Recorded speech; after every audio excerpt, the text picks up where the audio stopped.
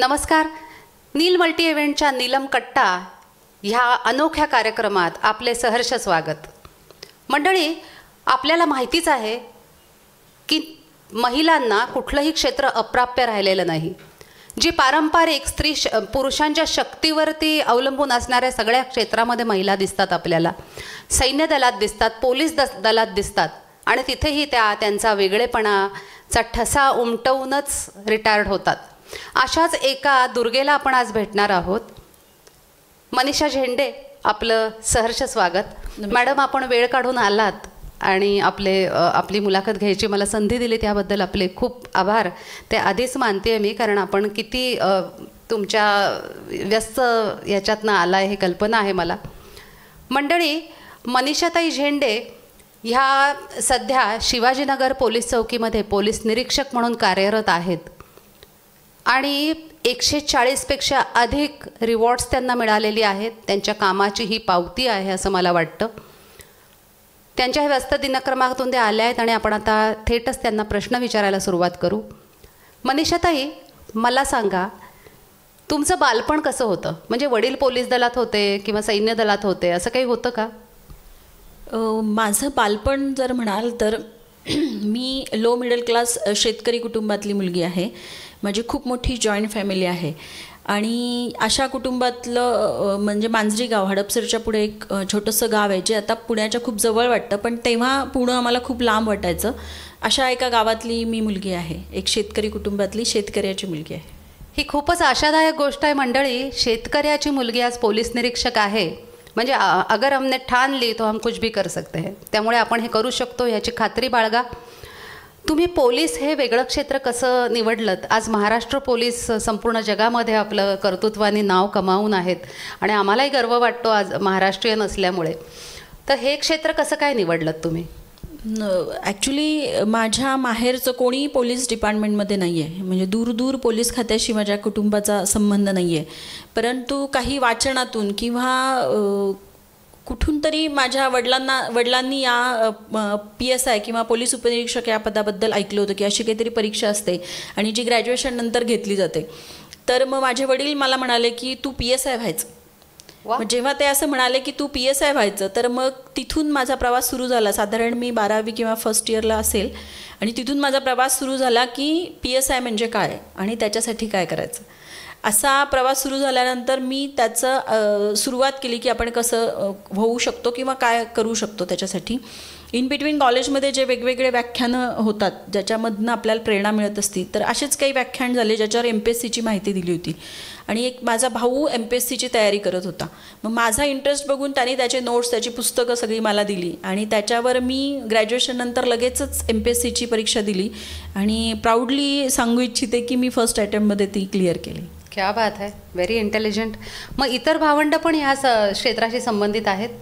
नाही, माझा मोठा भाऊ वडिलांची वडिलोपार्जित शेती करतो आणि माझा जो छोटा भाऊ आहे जो खूप हुशार मुलगा आहे, जो नेव्हीमध्ये मोठ्या पदावरनं जस्ट रिटायर झाला आहे आणि त्याचे स्वतःचं प्री स्कूल चालवतो तो. क्या बात आहे. यांच्या वडिलांनी पाहिलेलं स्वप्न मुलांनी अतिशय उत्तम रीतीने पूर्ण केलेलं आहे. त्यांचं आपण अभिनंदन करू शकतो आज रोजी. मॅडम, मला विचारायचं आहे की तुम्ही 1995 साली MPSCची परीक्षा दिलीत आणि पोलीस दलात रुजू झालात. 25 वर्ष हा खूप मोठा काळ आहे. मला असं विचारायचं आहे की 25 वर्षापूर्वी पोलीस दलातलं असलेलं महिलांचं स्थान आणि आता तुम्ही सगळ्या महिलांनी मिळवलेलं स्थान, ह्याच्यामध्ये काय फरक आहे?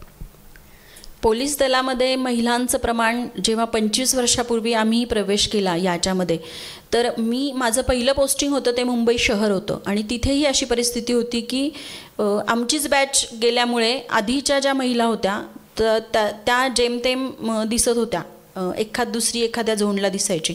पण आमची बॅच गेल्यानंतर साधारण 40 महिलांचा प्रवेश त्या वर्षी झाला होता आणि मग बऱ्यापैकी पोलीस स्टेशनला महिला दिसत होत्या, म्हणजे महिला अधिकारी दिसत होत्या आणि महिला कर्मचारी पण थोड्याफार प्रमाणात होत्या. पण तेव्हाचं सगळ्यात मोठं चॅलेंज आमच्यासमोर हे होतं की आम्ही करू शकतो का. म्हणजे प्रत्येक ठिकाणी आम्हाला हे प्रूव्ह करावं लागलं की येस, महिला करू शकतात, येस, महिला हे पण करू शकतात. म्हणजे पोलीस स्टेशन चालवू शकतात का, इन्व्हेस्टिगेशन करू शकतात का, कुजलेली डेड बॉडीचा पंचनामा करू शकतात का. तर या सगळ्या छोट्या छोट्या चॅलेंजेस होत्या आमच्यासमोर की कामं जेव्हा येत होती तेव्हाच नजरेत असं होतं, अरे ह्या करू शकतील का, या मुलींना हे जमेल का. तर हे सगळ्यात मोठं चॅलेंज होतं की स्वतःला प्रूव्ह करणं. दुसरं चॅलेंज होतं की महिलांची संख्या कमी असल्यामुळे लेडीज टॉयलेट आणि या सगळे जे इश्यू होते हे पण खूप मोठे होते तेव्हा. आज जर तुम्ही बघाल तर प्रत्येक पोलीस स्टेशनला महिलांसाठी महिला कक्ष काढलेला आहे, त्यांच्यासाठी वेगळी रूम किंवा रिलॅक्स होण्यासाठी, चेंज करण्यासाठी या सगळ्या गोष्टी आत्ता उपलब्ध आहेत. पण तेव्हा आम्हाला तिथपासून सुरुवात करावी लागली की आम्हाला एक थोडीशी जागा द्या जिथे आम्ही कम्फर्टेबल होऊ शकतो, रिलॅक्स होऊ शकतो, कपडे चेंज करू शकतो. म्हणजे इतक्या छोट्या छोट्या गोष्टीतून स्ट्रगल करत करत महिलांना यावं लागलं होतं. पण या सगळ्या उपलब्धी होत गेल्यानंतर, म्हणजे जसजसं संख्या वाढत गेली तसतसं या सगळ्या गोष्टींच्या उपलब्धी होत गेल्या. मंडळी, सॅल्यूट करूया मॅडमना, कारण जे पायोनियर्स असतात त्यांना बऱ्याच गोष्टी पुढे सेट कराव्या लागतात आणि मागून येणाऱ्यांना त्याचे फायदे होतात. ती फुलं मागची मंडळी वेचतात. मॅडम, मला सांगा, कुठे कुठे बदल्या झाल्या? माझं सगळ्यात पहिलं पोस्टिंग होतं ते मुंबई शहर होतं. त्यानंतर PSI म्हणून मी पुणा सिटी पण केलं. पुणा सिटीला मी स्वारगेट पोलीस स्टेशन, खडक पोलीस स्टेशन, फरासखाना पोलीस स्टेशन आणि क्राईम ब्रँच असे पोस्टिंग्स तेव्हा पण केले. त्याच्यानंतर पुन्हा बदली झाली, मी नवी मुंबईला गेले. नवी मुंबई केल्यानंतर मी गुन्हे अन्वेषण विभाग, ज्याला आपण CID म्हणतो, सगळ्यांचं लाडकं, त्या CIDमध्ये पण मी काम केलेलं आहे. आणि CID नंतर PI प्रमोशनवर, पोलीस इन्स्पेक्टर ह्या प्रमोशन ॲक्च्युली CIDतच झालं होतं, पण पुन्हा ॲज अ पोलीस इन्स्पेक्टर माझी पुण्यामध्ये 2016पासून नेमणूक करण्यात आलेली आहे.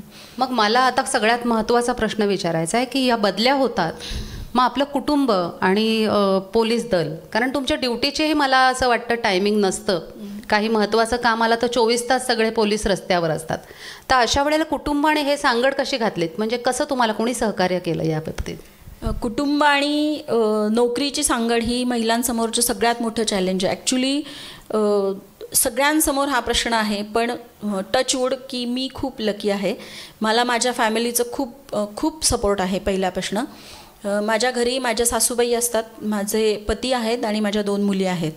पण ही सगळी सपोर्ट सिस्टीम माझ्या मागे असतेच. पण जेव्हा पण यातलं एकही हे निखळतं किंवा थोडंसं कोणीतरी आजारी पडतं किंवा काय करतं, तर माझी आई आजही माझ्याकडे येऊन माझ्यासाठी राहते. आणि माझी सासू आणि माझ्या आई ह्या दोघीजणी माझ्या बॅकबोन आहेत. म्हणजे माझी फॅमिली जी काही आज स्टेबल आहे किंवा माझ्या मुलींवर जे काही संस्कार आहेत, हे क्रेडिट गोज टू सासूबाई आणि आईला. मंडळी, ह्यासाठीच सगळी नाती आपण सांभाळायची, कारण त्या नात्यांच्यावरच आपला करिअरचा सगळा मनोरा उभा असतो. आणि त्या दोघे माऊलींनासुद्धा आमच्यातर्फे खूप खूप धन्यवाद आणि त्यांना आमचा प्रणाम. मला सांगा की महिला पोलीस जेव्हा खात्यात आल्या, पोलीस खात्यामध्ये महिला आल्या, त्याचा समाजावर काय परिणाम झाला? म्हणजे काही फायदे झाले, काही तोटा झाला किंवा असं काही झालं? महिला पोलीस डिपार्टमेंटमध्ये जेव्हा आता प्रमाण वाढलेलं आहे किंवा महिला आपल्याला सगळीकडे दिसत आहेत, तर थोडंसं आपण जे म्हणू की महिलांमध्ये सगळ्यांमध्ये 6 सेन्स असतो. पण मी असं एका लेक्चरमध्ये ऐकलं होतं, ब्रेन मॅपिंगचं लेक्चर होतं, आणि त्याच्यामध्ये त्यांनी सांगितलं होतं की हे जे कप्पे असतात, आपण जे 6 सेन्स वगैरे म्हणतो, तर महिलांना 7वा सेन्स एक्स्ट्रा असतो. आणि हा जो सेन्स असतो ह्याच्यानी तुम्ही ज्या नाजूकपणा असेल तुमचा किंवा सौंदर्यपूर्ण तुमची वागणूक असेल किंवा तुम्ही महिला म्हणून तुम्ही खूप सेन्सिटिव्ह असता, हे त्याच्यामुळे असता. म्हणजे तुमच्यामध्ये काही हार्मोन्स इनबिल्ट तसे दिले गेलेले आहेत की तुम्ही तशा असता. आणि या सगळे जे तुमचे गुण आहेत ह्याचा आम्हाला पोलीस खात्यामध्ये फार उपयोग होतो. म्हणजे जर एखादी महिला आली तर ती एखाद्या पुरुषासमोर सगळं काही खरं सांगू नाही शकली किंवा सगळं काही सांगू शकत नसेल, पण ते महिलांना सांगू शकते. किंवा एखाद्या आरोपीचं इंट्रॉगेशन करायचं आहे तर त्याला सगळे प्रकार झालेले आहेत की सगळ्या प्रकारे आपण त्याला ओपन अप करण्याचा प्रयत्न केला. पण एखादी महिला अधिकाऱ्याने त्याला थोडंसं भावनिक घेतलं, थोडंसं कुठेतरी असं त्याचं काहीतरी वीक पॉईंट कुठेतरी हे केला, तर मे बी तो टॉर्चर न करता सुद्धा ओपन होऊ शकतो. म्हणजे असेही अनेक फायदे आहेत. सगळ्यात महत्त्वाचा फायदा म्हणजे की महिला डिपार्टमेंटमध्ये येण्याचा समाजाला असा फायदा झालेला आहे की समाजातलं जे एक वीक सेक्शन आहे, जे म्हणजे महिला, कुठल्याही प्रकारची कुठल्याही एजची जी महिला आहे तर तिच्यावर कुठल्याही प्रकारे जरी अन्याय झाला तर ती महिलांना सांगण्यामध्ये नेहमी कम्फर्टेबल असते आणि ते खूप सोयीचं झालेलं आहे असं मला वाटतं. मॅडम, मी तुम्हाला प्रथम भेटले तेव्हा तुम्ही सायबर सेलला होता आणि सायबर सेलला मी एक केस घेऊन आले होते, बऱ्यापैकी मोठी. त्याच्यामध्ये बरंच वेषांतर वगैरे करून आपण अपराध्याला पकडलं होतं आणि खूप चांगलं सहकार्य केलं होतं. ती जी महिला होती तिचं मनोधैर्य वाढवलं होतं. तिची चूक होती, काही गोष्टी झालेल्या होत्या, परंतु ह्या सगळ्या गोष्टी पाहून एक माझ्या मनामध्ये तुमचा एक खूप चांगला असा एक ठसा उमटला आहे. पोलीस खात्याबद्दल मला खूप विश्वास वाटायला लागला त्यानंतर. तर असं वेषांतर करून पकडलेल्या किंवा खूप असं थरारक घटनांनी काही घटना घडलेल्या काही शेअर करा, लोकांना ऐकायला आवडेल. गेल्या 25 वर्षात अशा अनेक घटना आहेत. खूप काही पिक्चरमधल्यासारखं नसतं, पण ते थोडंसं इनलाईट केलेलं असतं, लार्ज केलेलं असतं, ते ठसावं म्हणून मनामध्ये. पण रोजच्या जीवनामध्ये सुद्धा आपल्याला वेगवेगळ्या भूमिकांमधनं जावं लागतं. जसं सायबरच्या केसेसमध्ये आपण जर म्हणाल तर आरोपी कुठल्या प्रकारचा आहे त्याच्याशी बोलताना आम्ही मग त्याचं, समजा तो सेल्समन असेल किंवा एखादा ट्रॅव्हल एजन्सीचा असेल तर आम्ही त्याला फोन करून आम्ही त्याला असं म्हणतो की मला एक गाडी पाहिजे किंवा मला इकडनं तिकडे जायचं आहे किंवा माझं असं काहीतरी ट्रॅव्हल प्लॅन आहे. मग असं करून आपण त्याच्याशी बोलून तिथे जाऊन सुद्धा तुमची आयडेंटिटी लपवावी लागते. मग तुम्हाला त्याच भूमिकेमध्ये त्याच्याशी खूप वेळ बोलावं लागतं. अशा खूप छोट्या छोट्या गोष्टी डे टू डे लाईफमध्ये होत असतात. आत्ता तुम्ही सायबरचा विषय काढला तर जेव्हा पण आम्ही नायजेरियनला पकडतो, नायजेरियन फ्रॉड खूप सायबरमध्ये आहेत. इंडियन लोकांना पकडण्यासाठीचा त्रास कम्पॅरेटिव्हली कमी आहे, कारण त्यांची फिजिकल स्ट्रेंथ पण इतकी जास्त असते की माझ्या टीमचे लोक म्हणायचे, मॅडम प्लीज तुम्ही नका पुढे येऊ, आम्ही जातो. म्हणजे त्यांना असं वाटायचं की आपल्या मॅडम येत नको, त्यांना आपण प्रोटेक्ट करायला पाहिजे, शारीरिक शक्ती पण कमी पडेल असं त्यांना नेहमी वाटायचं. पण अशा वेळी पण आम्ही वेगळं काहीतरी रूप घेऊन त्यांच्यासमोर जायचो आणि त्यांना आम्ही फसवायचो. जे जगाला फसवतात त्यांना आमची टीम फसवायची आणि मग त्यांना आम्ही ताब्यात घेऊन यायचो. त्याचप्रमाणे मला एक जुनी केस आठवती. मी जेव्हा PSI होते आणि मी क्राईम ब्रँचला काम करत होते तेव्हा एक्स्टॉर्शन, एका लहान मुलाला पळवून नेलं होतं आणि खंडणीसाठी फोन येत होते त्याच्या पॅरेंट्सला. पण त्याची मुलगा लहान असल्यामुळे त्याची आई इतकी प्रचंड पॅनिक झाली होती की ती आम्हाला हेल्प करू शकत नव्हती. म्हणजे आम्ही सांगेल त्याप्रमाणे ती त्यांच्याशी बोलू शकत नव्हती किंवा असं ती खूपच डिस्टर्ब झाली होती. तर अशा वेळी मग आमच्या वरिष्ठांनी सांगितलं की नाही मनीषा, तू त्याची आई म्हणून बोलायचंस आता. म्हणजे आणि ती एक खूप मोठी जबाबदारी होती की आपला टोन त्यांना कळला नाही पाहिजे आणि आपण पोलीस हे त्यांना कुठेही आपल्या आवाजावरनं बोलण्यावरनं वाटलं नाही पाहिजे, नाही तर त्या मुलाच्या जीवाला धोका. मग त्याची आई म्हणून सातत्याने आम्ही 2-2.5 दिवस त्याच्याशी बोलत होतो. म्हणजे असे अनेक प्रसंग होत असतात की म्हणजे नाटकही करावं लागतं. मॅडम, मला असं विचारायचं आहे की सायबर सेलची जी भूमिका आहे आणि तिथल्या ज्या केसेस आहेत त्या अतिप्रचंड वाढलेल्या आहेत, तर ज्या फेसबुकवर मुसाफिरी करणाऱ्या सगळ्या महिला किंवा पुरुष यांना आपण काय सल्ला देऊ शकतो? मध्ये काय कपल चॅलेंज, बायका बाळ झाल्यापासून त्याच्या प्रत्येक गोष्टी फेसबुकवर शेअर करत राहतात. कोणी जर ते स्टॉक करत असेल किंवा मुद्दामून बघत असेल तर त्याला सगळी स्टोरी माहिती असते आपली कुटुंबाची. तर तुम्ही काय सल्ला द्याल महिलांना? मध्ये ते कपल चॅलेंज आलं होतं, त्यावेळेला पण पोलिसांचं काहीतरी आव्हान आलं होतं पेपरमध्ये की बुवा हे इतकं करू नका, कारण सगळ्या गोष्टी आपल्याला कळतात. तर तुमचा सल्ला हवा आहे आम्हाला आज.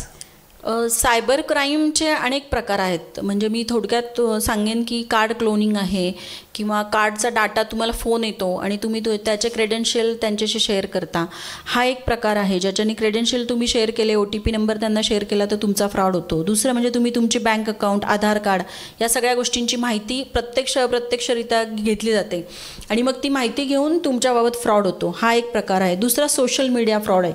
सोशल मीडिया फ्रॉडमध्ये तुम्हाला कुणाची तरी फ्रेंड रिक्वेस्ट येते आणि तुम्ही ती ॲक्सेप्ट करता. अननोन व्यक्तीची फ्रेंड रिक्वेस्ट येते आणि तो तुमची सगळी पर्सनल इन्फॉर्मेशन घेतो.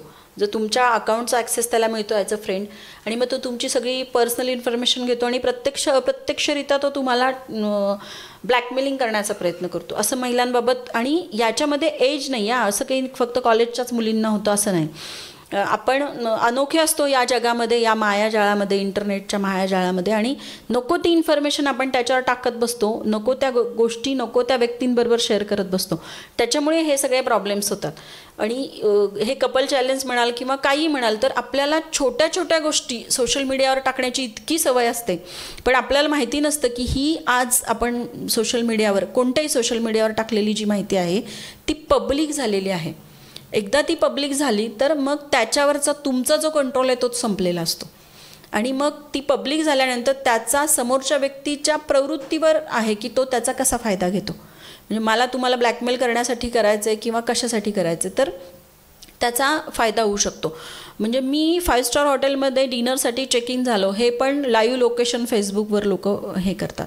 म्हणजे इतक्या छोट्या छोट्या प्रायव्हेट गोष्टी आहेत की मुलांबाबतच्या खूप छोट्या छोट्या गोष्टी आहेत की ज्या आपण त्याच्यामध्ये टाकतो, पण आपल्याला कळत नाही की आपल्याला वाईट हेतूनं पण कोणीतरी फॉलो करत असतं आणि आपण हे सगळं नाही केलं पाहिजे. दुसरा सोशल मीडियाचा मेजर प्रॉब्लेम आहे तो म्हणजे तुम्ही वेगवेगळ्या ज्या वेबसाईट मॅट्रिमोनियल साईट असतील किंवा या साईट असतील त्याच्यावर लग्नासाठी किंवा रीमॅरेजसाठी वगैरे इन्फॉर्मेशन टाकली जाते आणि इमोशनल त्याच्यामध्ये म्हणजे आता आपलं ऑलमोस्ट लग्न होणारच आहे, मग तुझे फोटो शेअर कर, तुझी प्रायव्हेट इन्फॉर्मेशन शेअर कर, असं केल्याने मग त्या इन्फॉर्मेशनचा गैरफायदा घेऊन तुम्हाला पुन्हा ब्लॅकमेलिंग करण्याचे पण असंख्य प्रकार झालेले आहेत. स्पेशली फोटोज जे आपण शेअर करतो त्याचा पण खूप मिसयूज नंतर केला जातो. तर आपण सोशल मीडियाबाबत मी नेहमी माझ्या प्रत्येक वेळी जेव्हा मी या विषयावर बोलते तेव्हा मी सांगते की जी व्यक्तीला तुम्ही भेटलेला नाहीत किंवा जी व्यक्ती कशी आहे हे तुम्हाला माहिती नाही, त्याची फ्रेंड रिक्वेस्ट आपण ॲक्सेप्ट करायची नाही. म्हणजे कोणत्याही अननोन व्यक्ती किंवा संस्था ज्या असतील, म्हणजे मी बँकेतून आहे आणि मला ही इन्फॉर्मेशन शेअर करा, तर तुम्ही जोपर्यंत वैयक्तिक ओळखत नाही किंवा तुम्हाला माहिती नाही तर तुम्ही कुठलेही तुमचे क्रेडेन्शियल कुठलीही इन्फॉर्मेशन तुम्ही सोशल मीडियावर शेअर नाही करायची. हा एक नियम जरी सगळ्यांनी पाळला तर मला वाटतं की आपण 80% गुन्हे कंट्रोल करू शकतो सोशल मीडियाचे. खूप अवघड आहे. मीही आता विचार करते माझ्या फेसबुकच्या फ्रेंड लिस्टमध्ये किती लोकांना भेटली आहे. ते जर काढायला लागले मॅडमने सांगितलं तर 50-60 लोक राहतील. मॅडम पण हा धोका मी घ्यायला तयार आहे.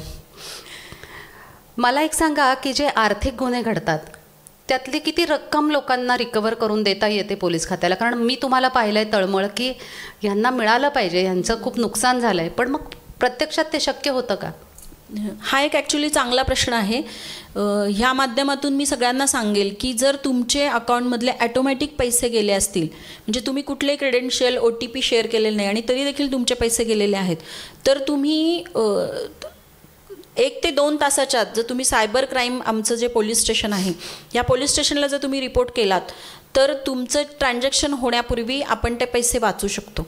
आणि ते पैसे 100% जर तुम्ही 2 तासाच्या आत ईमेलवर कंप्लेंट करा, फोनवर कंप्लेंट करा आणि प्रत्यक्ष येऊन केलं तर केव्हाही चांगलं, कारण तुमच्या फोनवर जी काही माहिती आली आहे त्या माहितीच्या आधारे आपण ते पैसे थांबवू शकतो पुढे जाण्याचे.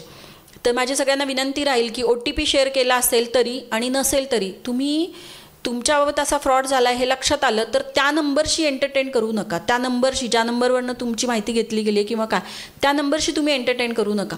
तुम्ही जी माहिती जे काही तुमच्या फोनवर इन्फॉर्मेशन आली आहे, तुम्हाला जे एजन्सींकडनं मेसेजेस आलेत ते घ्या आणि सायबर क्राईम पोलीस स्टेशनला पोचा. मी इथून तुम्हाला गॅरंटी देते की 99% तुमचे पैसे परत येतील. जर अशा प्रकारच्या फ्रॉडची लगेच आपण जर कंप्लेंट केली तर आपण 100% पैसे परत देऊ शकतो.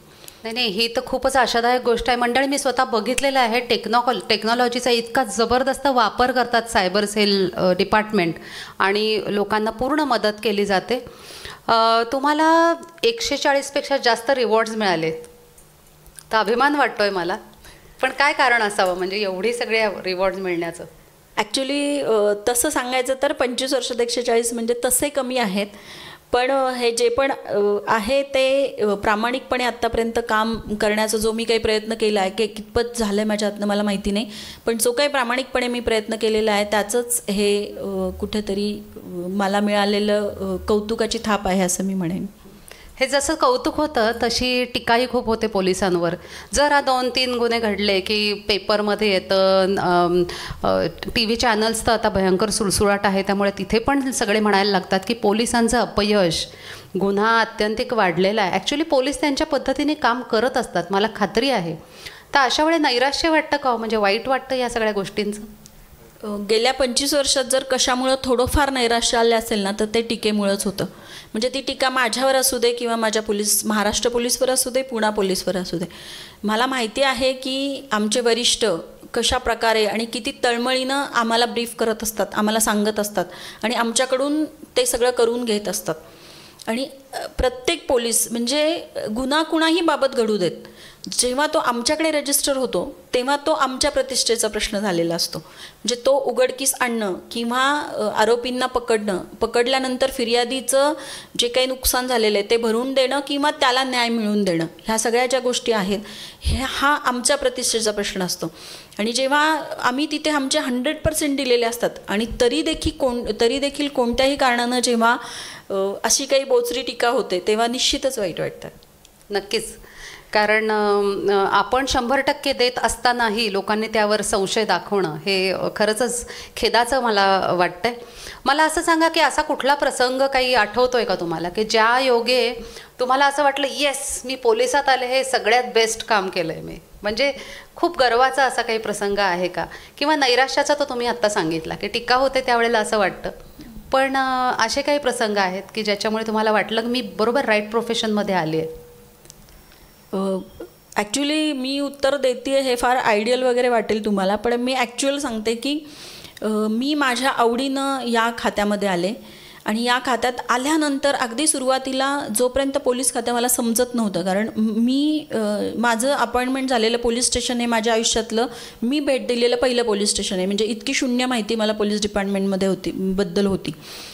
पण तुम्ही जर म्हणाल की मला कसं वाटतं, तर मला रोज अभिमान वाटतो की मी पोलीस खात्यात आले.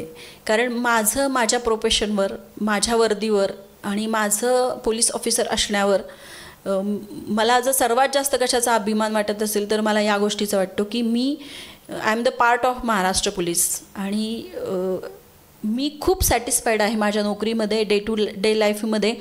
आणि जेव्हा कोणालाही माझ्याकडे येऊन मला भेटावंसं वाटतं आहे, मला मॅडमला भेटायचं आणि मला हे सांगायचं आहे, असं जेव्हा वाटतं ना, हे सुद्धा तुमचं यश आहे की लोकांना तुमच्याबद्दल विश्वास वाटतो, लोकांना तुमच्याकडे ओपन अप व्हावंसं वाटतं आहे. ह्या सगळ्या गोष्टी म्हणजे मला माहिती नाही त्यातल्या 100 लोकं जर माझ्याकडे आली तर 20% लोकांचं सॅटिस्फॅक्शन होतं की नाही मला माहिती नाही, पण त्यांना माझ्याकडे ओपन अप व्हावंसं वाटलं याचा मला आनंद होतो. दुसरं असं आहे, जरी एक अश्रू पुसायासा आला तरी जन्म काही कामाचा आला. त्यामुळे मला रोजच अभिमान वाटतो मी पोलीस असण्याचा. तुम्ही बघता या खाकी वर्दी मागे थोडं कविमन पण आहे. तर थोडासा आता विषयांतर करते, म्हणजे माझ्याकडे पोलीस दलाबद्दल बरेच प्रश्न आहेत, परंतु विषयांतर असं करते की काय छंद इतर? छंद म्हणजे गाणं ऐकणं, तुमचं सुद्धा. मला गाणी ऐकायला आवडतात, मला वाचन करायला आवडतं. खरं तर आत्ता मला वेळ फार कमी मिळतो कारण घर आणि मुलं हे म्हणून, पण पूर्वी मी वाचन करायचे. मधल्या लॉकडाऊन पिरियडमध्ये जेव्हा थोडंसं ॲक्च्युली पोलिसिंगचं हे कमी झालं होतं तर थोडासा तेव्हा पण वेळ मिळत होता. आणि दुसरं आहे की मला स्वतःला म्हणजे सूत्रसंचालन करायला आवडतं. मी हे करू शकते. मला एक सांगा आता की ज्या मुलींना पोलीस दलात यायचं आहे तर हे सगळं गुडी की लोक सॅल्यूट करतात, पोलिसांच्या गाड्या असतात, खूप सन्मान मिळतो, सुंदर वर्दी असते, चांगला पगार मिळतो, ह्या व्यतिरिक्त काय कष्टाची तयारी ठेवून त्यांनी पोलिसात यावं? म्हणजे कष्ट भरपूर आहेत असं मला वाटतं. ट्रेनिंग पासूनच खूप कष्ट तर खूप आहेत. पहिलं तर तुम्हाला परीक्षा क्रॅक करणं, म्हणजे MPSC असू दे किंवा कॉन्स्टेबल भरतीची परीक्षा असू दे, या परीक्षा क्रॅक करणं, कारण दिवसेंदिवस कॉम्पिटिशन प्रचंड वाढत चालली. आणि गव्हर्नमेंट सर्व्हिस म्हणून याच्याकडे बघाल तर सिक्युरिटी तर 100% आहे. गेल्या 6 महिन्यात कोणीही कबूल करेल की गव्हर्नमेंट जॉबचे फायदे काय आहेत. म्हणजे ह्या सगळ्या लॉकडाऊन आणि या पेंडॅमिकमध्ये जर आपण सगळं बघितलं तर गव्हर्मेंट सर्व्हिस म्हणून याच्याकडे जर बघाल तर दी बेस्ट आहे, प्रश्नच नाही. दुसरं आहे परीक्षा क्रॅक करणं किंवा सिलेक्शन प्रोसिजरमधनं जाणं.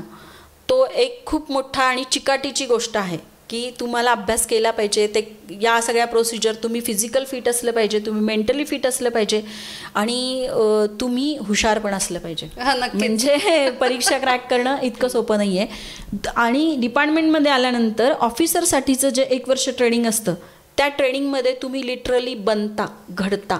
म्हणजे त्याचं डिझाईनच असं बनलेलं आहे की तुम्ही म्हणजे सर्वसामान्य लोकांना नेहमी आश्चर्य वाटतं की अरे तुम्ही 36 तास पोलीस गणपती विसर्जन बंदोबस्तात उभं राहू शकता, तुम्ही 24 तास कसं काम करू शकता. तर हे सगळे जे आहेत ते आमचे ट्रेनिंगचं जे शेड्यूल ठेवलेलं आहे त्याच्याने आम्ही ते तसं घडत असतो. आणि कुठेतरी ती मानसिकता आमची बनवली जाते की तुम्ही 24 तासासाठी आहात. म्हणजे घरातून बाहेर पडण्याचं टायमिंग तुमचं फिक्स आहे, घरी जाण्याचं टायमिंग फिक्स नाही आहे. नक्कीच. हे कुठेतरी तुम्हाला घडवण्याची जी प्रोसिजर आहे ती पण खूप हार्ड आहे. म्हणजे ट्रेनिंगमधनं कधी कधी पळून जावं असं वाटतं. जेव्हा क्राउलिंग वगैरे करायला लागतं तुम्हाला पळून जावं असं झालं आपण कुठे येऊन पडलो असं पण वाटतं. पण आज जेव्हा मागे वळून बघतो तेव्हा आपल्याला कळतं की त्या 1 वर्षात मी घडली आहे, ते माझ्या आयुष्यातले सगळ्या सुवर्ण क्षण आहेत असं आपल्याला नंतर वाटतं. दुसरं अट्रॅक्शन पोलीस डिपार्टमेंटचं आहे आमचं वर्दी. निश्चितच ही जी वर्दी आहे हे खूप मोठं कवच आहे, खूप मोठं कवच आहे. आणि सहजासहजी ते एकदा तुम्हाला मिळाल्यानंतर कोणी तुमचं काढून घेऊ शकत नाही, हे पण तेवढं मोठं आहे. आणि ज्यांना या खात्यामध्ये यायचं आहे त्यांना तर मी निश्चित म्हणेल की निश्चित या तुम्ही. एकतर तुमच्या कुटुंबाची किंवा तुमच्या स्वतःच्या करिअरची एक सुरक्षितता तर आहेच, कारण ही गव्हर्नमेंट सर्व्हिस आहे. म्हणजे हा माझा स्वार्थ झाला. आणि जर परमार्थ म्हणाल तर तुम्ही खूप लोकांची आउट ऑफ वे जाऊन मदत करू शकता. नक्कीच. खूप लोकांच्या तुम्ही नुसता ही वर्दी आहे, मी नुसता तुमच्या खांद्यावर हात ठेवला तरी तुम्हाला खूप पॉवरफुल असल्यासारखं वाटतं, खूप छान वाटतं, जसं मला आत्ता वाटतंय. तर या सगळ्या गोष्टी आहेत ना, यासाठी निश्चित हे खातं खूप छान आहे. नक्कीच. पण कष्टाची तयारी नक्कीच हवी. कष्टाची तयारी आहे. ते व्यायाम वगैरे रोज करावे लागतात, कारण फिटनेस टिकवून ठेवणं गरजेचं आहे. कधी कोणामागे जोरात पळायची वेळ आली तर तुम्हाला फिटनेस तुम्हाला सगळ्याच, म्हणजे मी तुम्हाला म्हणेल की 24 तास बसून, मी आता सुपरवायझरी अधिकारी आहे, तर मला जर एकदमच एक्झिक्युटिव्ह रस्त्यावर जाऊन काम करायला लागत नाही आहे. पण तुम्हाला जर 24 तास एका जागी बसायची किंवा 24 तास पेपर वाचण्याची किंवा 24 तासात 4 तास तुम्हाला कुणाशी तरी बोलण्याची सूचना देण्याची, तर ती सुद्धा तुम्हाला ऑफिसमध्ये बसून काम करण्याची पण कॅपॅसिटी पाहिजे. मला तुम्ही सांगा की आता महाराष्ट्र पोलिसांचे किंवा पुणे पोलिसांचे काही उपक्रम ज्याचा सर्वसामान्य माणसाला फायदा होतोय आणि होत राहील आणि जे लोकांपर्यंत पोहोचणं आपल्याला आज रोजी गरजेचं वाटतंय. तसे उपक्रम तर खूप आहेत पोलीस डिपार्टमेंटचे. सगळ्यात महत्त्वाचं म्हणजे तुम्ही काहीही अडचण आली किंवा तुम्हाला कशाही गोष्टीबाबत संशय निर्माण झाला किंवा एखादा गुन्हा घडण्याची शक्यता जरी तुम्हाला वाटते तर तुम्ही 100 नंबरला फोन करू शकता. 100 नंबर हा आमचा कंट्रोल रूमचा नंबर आहे आणि या 100 नंबरला जर तुम्ही फोन केला तर मी प्राऊडली इथे अभिमानाने सांगते की 7 मिनिटाच्या आत तुम्हाला मदत उपलब्ध होते. हा आमचा अभ्यासपूर्व दिलेला आकडा आहे. पण मला सांगा की जर मी फोन केला आणि तो नंबर बिझी असेल तर तिकडून मला परत फोन येतो? नाही, बिझी आता तिथे जे सॉफ्टवेअर बसवलेले आहेत तर तिथे जनरली विनाकारण बिझी राहत नाही. त्यामुळे तुमचा फोन लागणार, फर्स्ट सेकंड ट्रायमध्ये तो नंबर तुम्हाला नक्कीच मिळणार आणि 7 मिनिटाच्यात तुम्हाला मदत मिळेल. आमचे मार्शल्स तुम्ही असाल तिथे पोचतात आणि ते तुम्हाला प्राथमिक सगळी मदत करतात आणि मार्गदर्शन करतात की याच्यानंतर तुम्हाला कुठे जायचं आहे आणि त्या पद्धतीनं चौकीला जायचं आहे, पोलीस स्टेशनला जायचं आहे की तिथल्या तिथं त्यांच्या मार्फतीनं काही तुम्हाला मदत करण्याचं हे असेल तर ते पण ते तिथेच करतात. हा एक ही खूप मोठी आणि हे ऑल ओव्हर 100 नंबर हा आपल्या पोलिसांचा नंबर आहे. ज्या व्यक्ती ही मुलाखत पाहतायत त्यांनी नक्की 100 नंबरचा आपल्या मुलांना, आपल्या सुनांना, नातवंडांना महत्त्व समजावून सांगावं आणि 100 नंबरची नक्की मदत घ्यावी.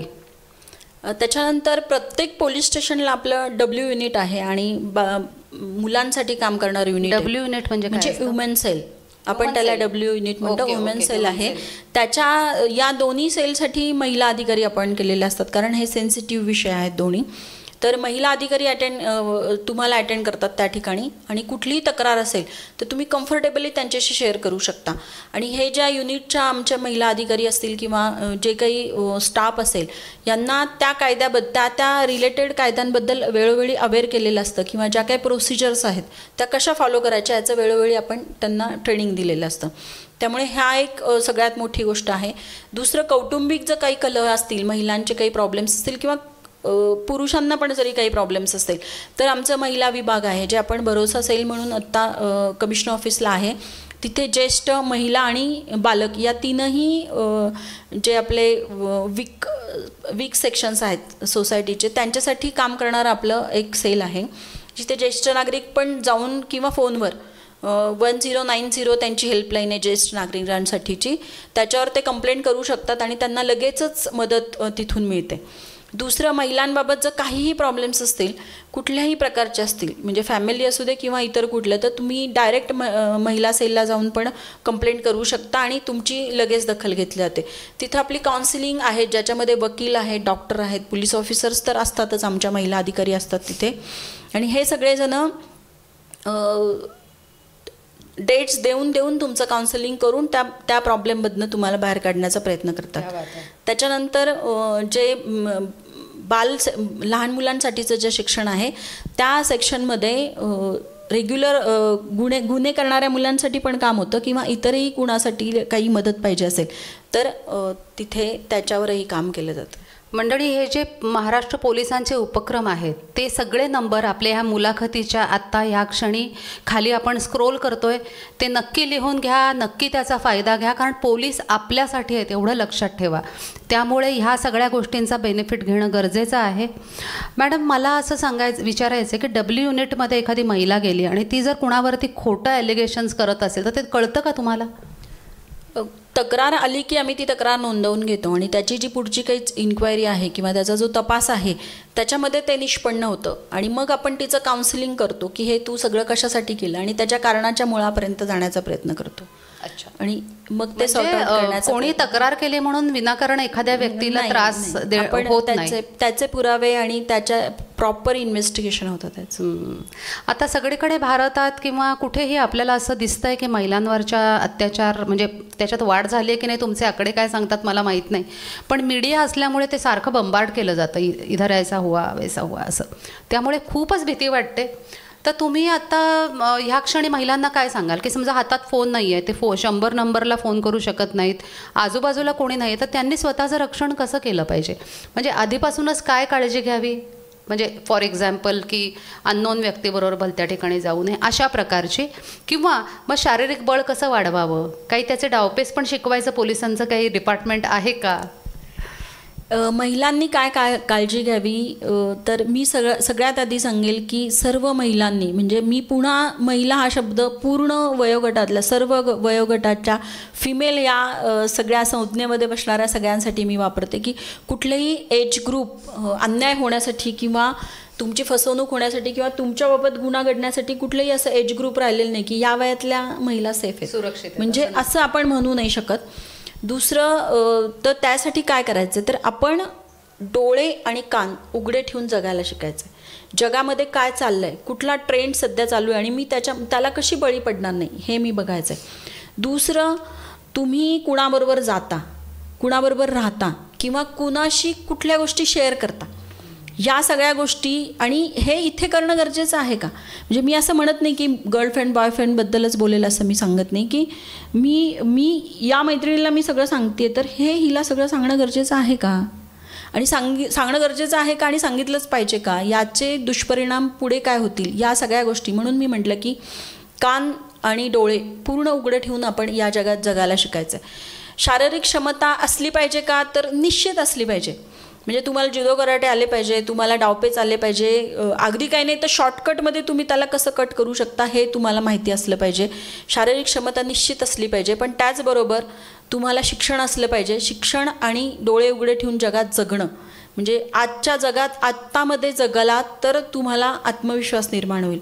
आणि जर तुमच्यामध्ये आत्मविश्वास असेल तर तुमच्याबरोबर असणारा फोन वापरायची तर तुम्हाला कळलं पाहिजे. तो आत्मविश्वास नसेल तर तुम्हाला ते कळणार पण नाही की फोन मी वापरू, आधी आरडाओरडा करू का, आधी एक कराटेचा शॉट याला मारू. हे सगळं करण्यासाठी सुद्धा तुम्हाला जगाबद्दल माहिती असली पाहिजे. अशा वेळी काय केलं पाहिजे या सगळ्या गोष्टींची माहिती असेल तर तुमच्यामध्ये कॉन्फिडन्स असेल. शिक्षण आणि या सगळ्या गोष्टींनी ते सगळं जमतं असं मला वाटतं, हे माझं मत आहे. आणि मग या सगळ्या गोष्टींचा तुम्ही वापर करायचा आहे. आणि पोलीस, मी तुम्हाला मगाशी पण सांगितलं की 1091 ही महिलांची हेल्पलाईन आहे आणि 100 नंबर. काही नाही आठवलं तुम्ही 100 नंबर लक्षात ठेवा, आणि काही सुचलं नाही तर मोठमोठ्यांनी आरडाओरडा करा, हे तर आपण निश्चित करू शकतो. आणि निर्जन ठिकाणी जाताना आपण कुणाबरोबर जातोय, कशासाठी जातोय, म्हणजे आपण जातो वेगळ्या कारणाने, पण त्याचा गैरफायदा घेणारे समाजकंटक पण तिथे असू शकतात, याचं आपण भान ठेवलं पाहिजे. मी ओलामध्ये बसले आणि मी कंटिन्युअस मोबाईलवरच बसले तर नाही, तुम्ही थोडं आजूबाजूला बघा, तुम्ही कुठल्या रस्त्याने जाताय, बरोबर रोडनी जाताय का नाही, या सगळ्या गोष्टी बघणं सुद्धा, उघड्या डोळ्यांनी जगणं हे खूप गरजेचं आहे. मंडळी, आपल्या घरातली मोठी माणसं आपल्याला हेच वर्षानुवर्ष सांगतायत की अगं परक्या माणसाशी बोलू नको, बिनओळखीच्या माणसाकडून चॉकलेट घेऊ नकोस, किंवा आपल्या घरातल्या गोष्टी दुसऱ्यांना कळू देऊ नकोस. तर तेच आत्ता मॅडमने सांगितलं आहे. मला असं वाटतंय कधी कधी आपण घरातल्या मोठ्या माणसांचं ऐकत नाही आणि मग त्याचे वेगळेच दुष्परिणाम आपल्याला भोगावे लागतात. मॅडम, मला आत्ता असं वाटतंय की महाराष्ट्र पोलीस हे आमचे पालक आहेत. म्हणजे तुम्ही जे सांगताय तुमच्या भूमिकेतून ते सगळं आम्हाला घरी आमच्या आईवडिलांनी, आता म्हणजे मी खूप पुढे आली आहे पण अजूनसुद्धा माझ्या मुलीला पण मी हेच सांगते. त्यामुळे महाराष्ट्र पोलीस आपले पालक, महाराष्ट्र पोलीस आपले संरक्षक, ह्या सगळ्या भूमिकेतून महाराष्ट्र पोलिसांकडे बघितलं पाहिजे.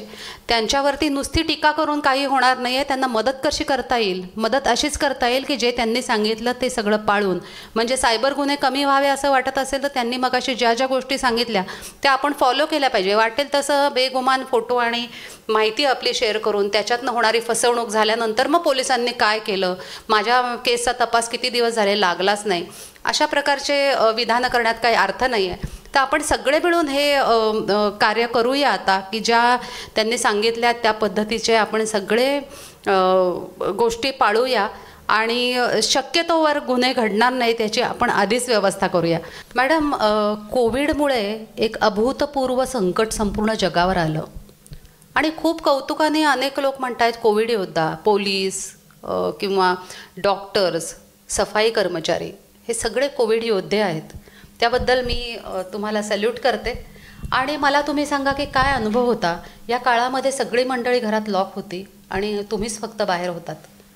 तर कसा होता अनुभव? आणि भीती पण होती का की आपण इतकं फिरतोय, सगळं काम करतोय तर कोविडची शक्यता आपल्याला जास्त आहे, अशी भीती वाटत होती?